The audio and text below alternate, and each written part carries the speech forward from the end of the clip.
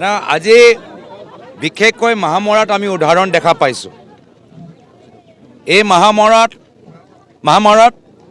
এটা সময়ত এতিয়া হিমন্ত বিশ্ব শৰ্মা ডাঙৰীয়া কংগ্ৰেছ দলত আছিল, তেতিয়া যথেষ্ট নিজৰ ঘনিষ্ঠ সতীৰ্থসকলৰ লগত যথেষ্ট কৌশলেৰে শৰৎ শইকীয়াদেৱৰ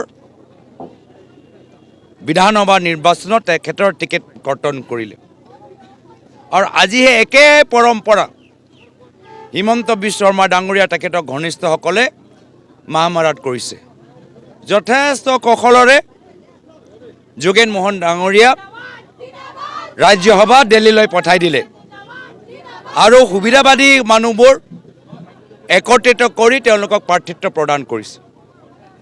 তো যি কাম আগতে শৰৎ শইকীয়া ডাঙৰীয়াৰ লগত কৰিলে, আজি মহামৰাত যোগেন মোহন ডাঙৰীয়াৰ লগত কৰিলে। আমি মানুহক সেইকাৰণে আহ্বান জনাইছোঁ যে এনেদৰে দল বাগৰা মানুহবোৰক, সুবিধাবাদী ৰাজনীতিবিদসকলক অসমৰ পৰা বিদায় দিব লাগিব। তেতিয়াহে গৈ অসমৰ ৰাজনীতি নিকা হ'ব, তেতিয়াহে গৈ অসমত নতুন বৰ অসম আমি দেখা পাম।